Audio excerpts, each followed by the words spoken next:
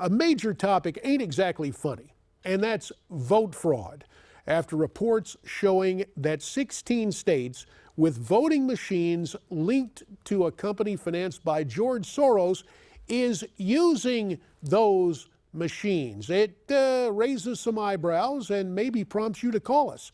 And you know where to call, don't you? You call 1-877-NEWSMAX. That's 1-877-639-7629. To talk about just where things are going, I'm pleased to be joined here on the anchor desk by former CIA analyst Lisa Ruth and by former New York Police Special Investigator Michael Solomon, who is the author of the book, The Conversion Prophecy. It's great to have you two back here on the anchor desk, and let's begin with Michael Reagan. Michael was on fire last night on Newsmax Prime.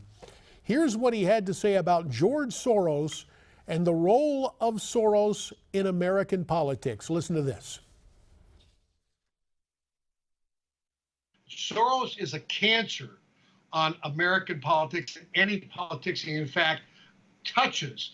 And he's touching this campaign like anybody else. I'm not surprised by ABC, NBC, CBS, or any one of those calling it for Trump. They've never been on the side of conservatism at all.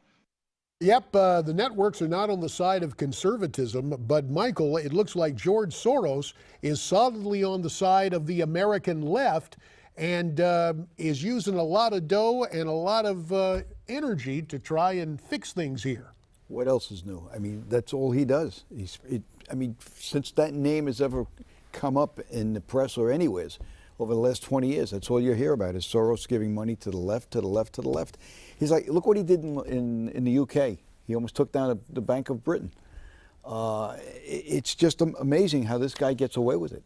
I mean, he's buying his way through everything. Lisa Ruth, it's interesting. You spent time as a CIA analyst, and I know you can neither confirm nor deny so much speculation in the 1970s and perhaps before of American involvement, financially and otherwise, with destabilization of nations. Yet we get this story today, DC leaks at one of the morning publications, saying that George Soros, back in 2012, it's courtesy of the Daily Caller's DC leaks, says George Soros is sitting there with Democrat mega donors in 2012 talking about the danger of money in American politics, how it's a threat to democracy. But then he turns around and gives more than $10 million to a Clinton super PAC. And then what did they end up doing with the money, according to that? I think they gave like healthy doses of that dough to 4 staffers in the office of the Moldavan prime minister.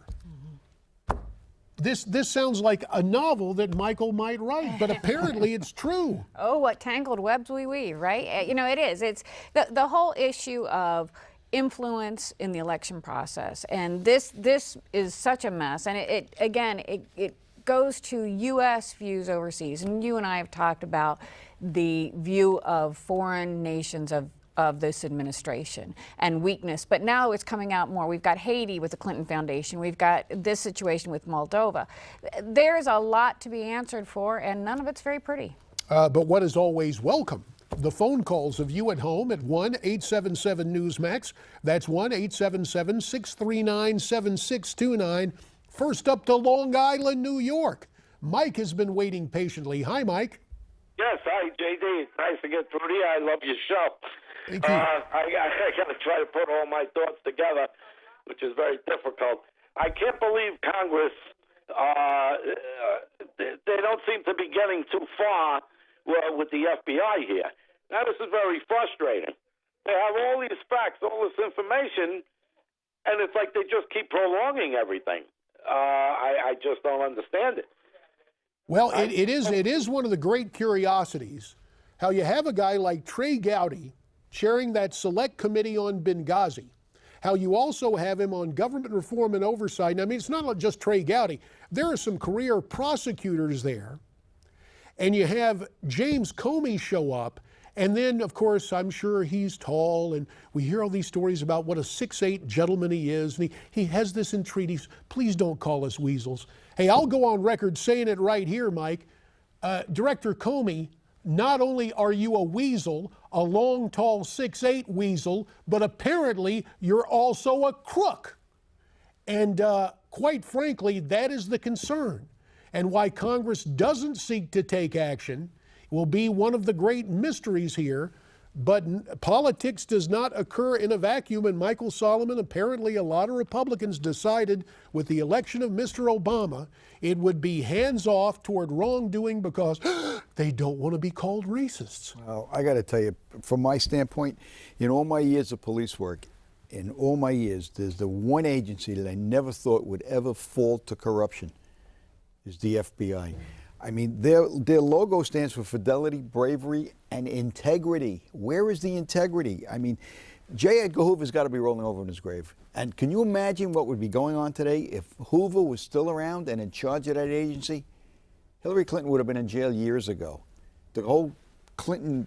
Well, but there is another factor in this, and Lisa, although we joke about your time in the CIA, you can neither confirm nor deny, and of course there's a clear line between CIA was international, FBI is domestic.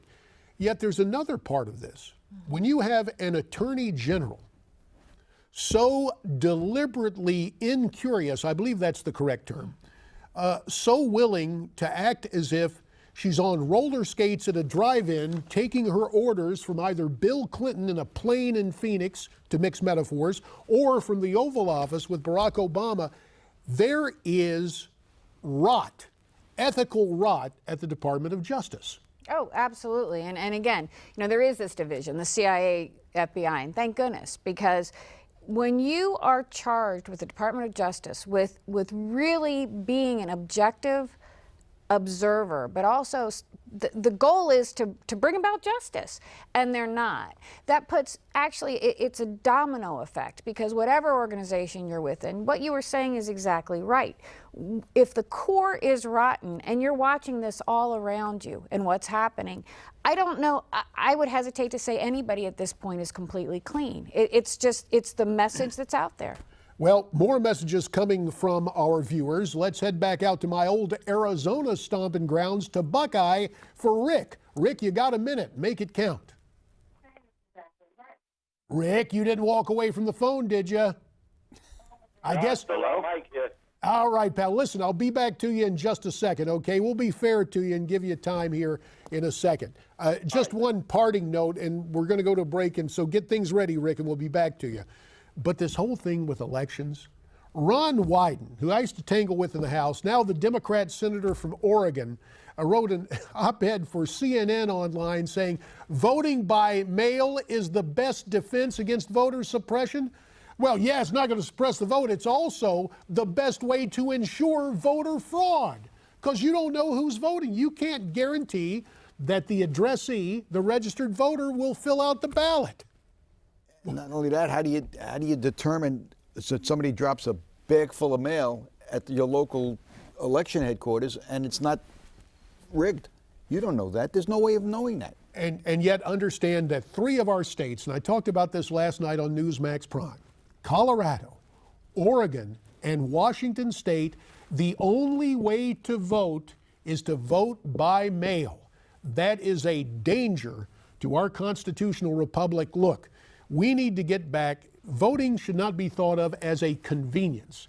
It needs to be thought of as a franchise that must be exercised the right way. Listen, Lisa Ruth, Michael Solomon, stay right there. You stay right where you are. More of your calls will begin with Rick, if he's ready to go, when we continue here on America Talks Live.